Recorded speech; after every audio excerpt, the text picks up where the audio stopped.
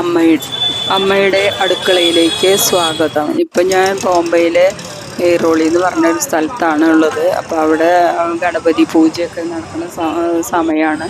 അപ്പോൾ അവിടെ പൊതുസ്ഥലത്ത് പൂജയ്ക്ക് വെച്ച് വലിയ വിഗ്രഹങ്ങൾ പൂജയ്ക്ക് വെച്ചിട്ടുണ്ട്.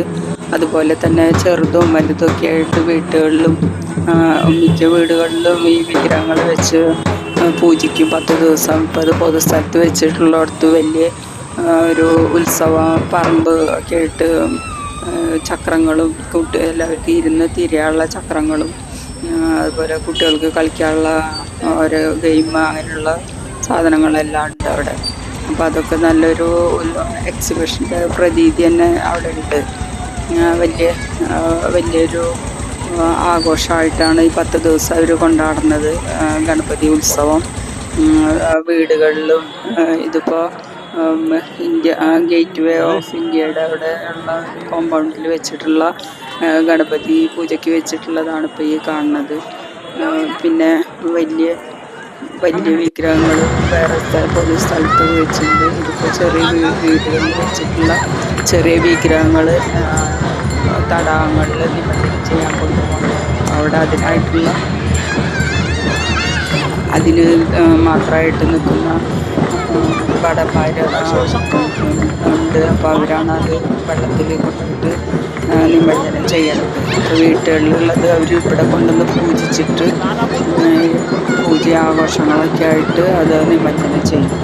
ഒരു വലിയ ഭക്തിയോടും ആരാധനയോട് കൂടിയിട്ടാണ് ഓരോ വീടുകളിലും ഗണപതി പൂജ വയ്ക്കുന്നത്. അപ്പോൾ ഈ ഗണപതിയുടെ പൂജ കഴിഞ്ഞാൽ ഇനി തുളസി പൂജ, ലക്ഷ്മി പൂജയൊക്കെയാണ്. നമ്മുടെ നവരാത്രി ഉത്സവം പോലെ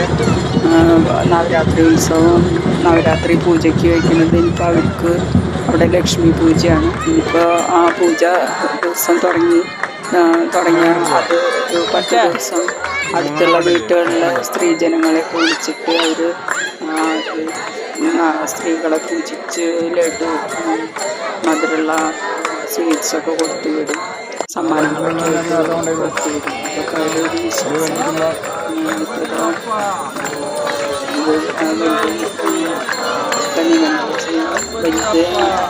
ഇത്തരം വിഗ്രഹങ്ങളാണ് വലിയതൊക്കെ കടലിലാവും നിമജ്ജനം ചെയ്യുക. ലോറികളിൽ കൊണ്ടുപോയിട്ടൊക്കെ അതൊന്നും കാണാൻ സാധിച്ചില്ല. ചെറിയ മാത്രമേ ചെയ്യുന്നത് കാണാൻ പറ്റുള്ളൂ. ഞാൻ അത് കണ്ടത് എനിക്ക് വളരെ സന്തോഷം തോന്നി. അപ്പോൾ അത് ഞാൻ നിങ്ങൾക്കും കൂടി ഒന്ന് പങ്കുവയ്ക്കാമെന്ന് വിചാരിച്ചിട്ടാണ് ഇപ്പോൾ ഈ വീഡിയോ ഇടുന്നത്.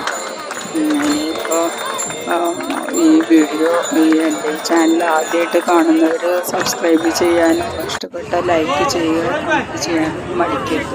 ഇപ്പോൾ അത് വലിയ വിഗ്രഹം വെച്ചിട്ടുള്ളതാണ് ഒരു പൊതുസ്ഥലത്ത്.